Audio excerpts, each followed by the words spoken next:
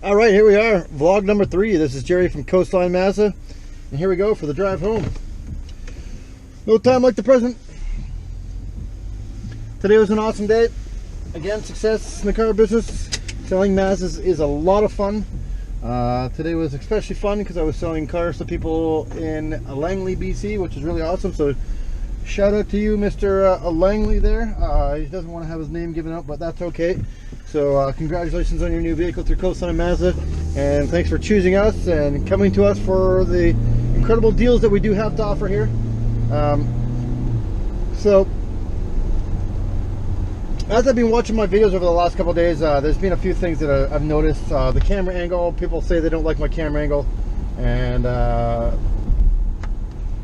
I only have one GoPro, so I'm going to stick with this angle. I did switch it up a little bit. I kind of already have to tweak my head a little bit further than I normally would. So we are definitely going to put her in radar cruise control here so I don't have any issues. That was me giving a little bit of gusto through the intersection there, which makes it real fun. I was going to talk about the sport mode today, but I think we're going to just play with the...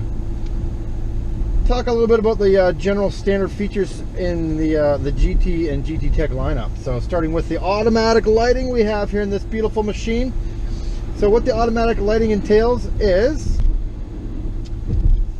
as soon as it gets dark, the lights will automatically turn on. There is a sensitivity range, so if you're in a different region where it doesn't get light out till really late, it can tell. There's twilight and there's light and there's dark. So you can set the sensitivity, but the idea is as soon as it gets dark, the lights automatically turn on. So the beauty of it is with automatic lighting and automatic windshield wiper blades, which are in this little zone here, this little box up here, has all sorts of sensors and cameras and all sorts of detection cameras, and one of them is for the rain sensors, and it'll actually take a picture of the 1, 2, 3, 4 drops that hit the sensor and then speed the windshield wiper blades up accordingly. So with the automatic lighting, the automatic windshield wiper blades, all you really got to do is jump in the car, put your foot on the gas and press go. Everything's already preset. Now if you already had your heating seats on and your steering wheel, you may have to reset the steering wheel, but the heated seats do stay on, which is really awesome.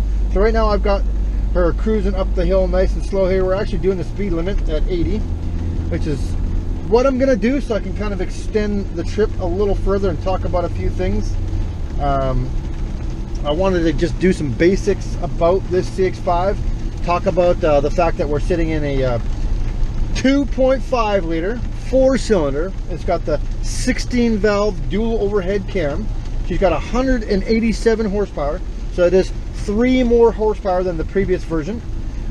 We also have 185 pound-feet of torque, which is absolutely incredible, and the way it goes nowadays. So I'm going to pick up the pace here, get a little bit going. We got rain and ruts and all that good stuff, but we are in an all-wheel drive system in the rain that is actually designed to handle the rain. So anybody, you guys that think it's not safe to drive cruise control in the rain, maybe not. I don't think so. In this vehicle, I'm 100% safe. I feel safe. I've been driving in the rain for now a couple years in these vehicles, and I've never ever thought twice about not putting cruise control on in the rain. So I haven't clarified that yet. Again, another busy day, which is awesome. But we're going back to the motor here. I did get to the 16 valve dual overhead cam part with a 13:1 compression ratio. So what that entails is like what a Formula 1 car has. A Formula 1 car has a 13:1 compression ratio. A Ferrari has a 12.6:1 compression ratio. Now, if you're a real racing or motor type character, you're going to ask, how does Mazda keep a 2.5 liter 4-cylinder cool at 13:1 compression? Well, they started this by adding a dome shape to the piston, creating a little divot on the top of the dome shape. That's where we get the high compression from. Now, to keep it cool, they added an actual racing header alongside of a 4-2-1 split manifold. So the manifold actually is split and the timing is delayed, or it's actually alternated. So they've actually taken the pipes on the manifold, extended them out, and then intermingled them so that they'd be longer, and it would take a lot longer for the blowback or the hot air to fly back up the pipes and into the combustion chamber, allowing for some type of premature firing, or what they used to call the 4-bangers for, because they used to bang. The premature fire would actually, the heat would make its way back up the tube, back into the combustion chamber, cause such heat, the cylinder would fire without even a spark. So then by the time the cylinder would go up, come back down, and ready to go back up, it's already firing again, and the spark hasn't even happened yet. So it would come back up and hit all the way to the top, full extending, and it sounded like a tap, tap, tap, tap. That's why they call them four bangers. Basically, it was premature firing. So with Mazda's technique of using the 421 split manifold, a real racing header, they've kind of eliminated the blowback and the overheating of the combustion chamber. Therefore, no more four banger. And that's how we keep our 13:1 compression ratio engines cool and lasting very long, alongside of using a full synthetic 0W20 weight, which is really the highest end oil you can put in your vehicles. I know there's a few real motorheads that beg to differ. I'm sure they have their own choices of brands and all that, but being full synthetic, it is as good as you can put it into your engine. It basically, the viscosity stays the same throughout the whole lifespan of the oil change. So in this case with Mazda, being a 2017, they've made it so it's every 6 months or 8,000 kilometers before you get an oil change. So generally, you know, that's averages up pretty good there actually.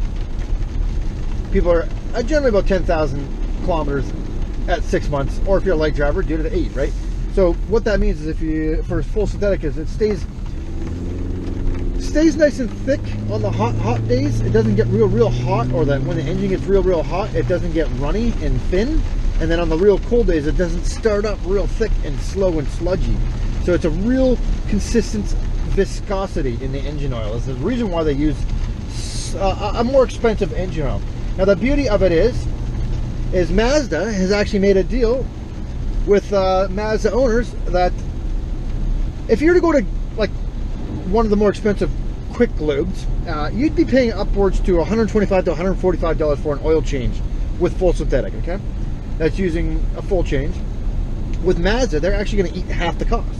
So you feel like, oh no, now I'm going to have to pay more maintenance because it's full synthetic. No, actually, if you go to a Mazda shop, Mazda eats half the cost. So we're looking in Campbell River, BC, we're looking at about $82 with the tax included to get your oil changed, which is incredible. So and you get to have the longer lasting vehicle motor. You have the peace of mind that you can, you know, start up any type of weather, run it for a little bit longer than you normally would. All those good things, all the benefits of using full synthetic. So the bonus to that is that. So alongside, going back to our beautiful engine talk with the Skyactiv 2.5 liter 4-cylinder, I was talking it had 3 more horsepower than the previous motor from 2016 and up.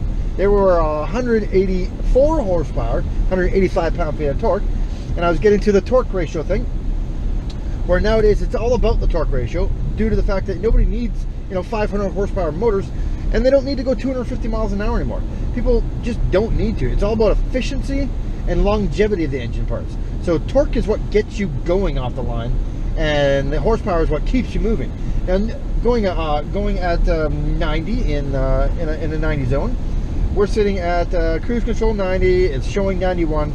My RPMs are sitting at 1900 RPMs. So when I'm on the highway, which I should have checked in, going 120, my RPMs sit at about 17, 16, which is a real nice low repetition for the RPMs. This vehicle has a peak torque at 4,000 RPMs, so it does really like the higher res, but not so much like the other brands where they're all given high or peak torques at 6,000 RPM, which is 2,000 more revolutions per minute than this vehicle, hitting the same horsepower. So just think about that. We're getting the same horsepower at a lower torque. I mean, that's what it's all about. Skyactiv technology. That's exactly what it's all about. All the other brands are hitting the same horsepower, but at a 6,000 RPM torque, which is generally just running your motor harder and heavier all the time. Who needs? I think maybe a couple of you are getting familiar with. I hope I'm not talking too fast. I have a pretty good habit of doing that. I just want to say a shout out to you know, the guy that bought the car in Langley today. That was awesome. Good deal. Making deals over the phone is a little bit more difficult when it comes to the car business because, you know, that's just the way it is, okay? So generally we like to have people in front of us so we can explain the value a little bit better, because it is a Mazda. Mazda's our special breed. They're a special vehicle, and if nobody's explained to you, it's just another car, some people say, right? But it really isn't. So congrats. It's going to save them a lot of money in fuel. maintenance, all that good stuff for the future. And good on you, Dave. I look forward to showing you what they're all about in the morning. And you know, I'm on my way home. Strange enough, my family all decided to have Subway sauces and the amount of flavors they put in them. So I'm gonna go home, eat my soggy sub, because it's probably already been sitting there for an hour now. But you know, it was a pre-order. Something she called me up and said, "What do you want on your sub?" I said, "Oh, okay, well, this and that." So it's there. Other than that, you know, I try to touch base on just some of the basic features of the vehicle today. Tell you a little bit about the stats. Like I said, I'm going to get a little bit more clear with exactly what I'm going to talk about on the trips. But I was working right up till 7:15. I left at 7. You know, 7. I'm filling in a little bit of the voids about the CX5. Note this is a 2017 Mazda CX5 GT Tech, and we are going to go through all the little ins and out of this vehicle eventually here. I want to say thank you for everybody that subscribed to my last video.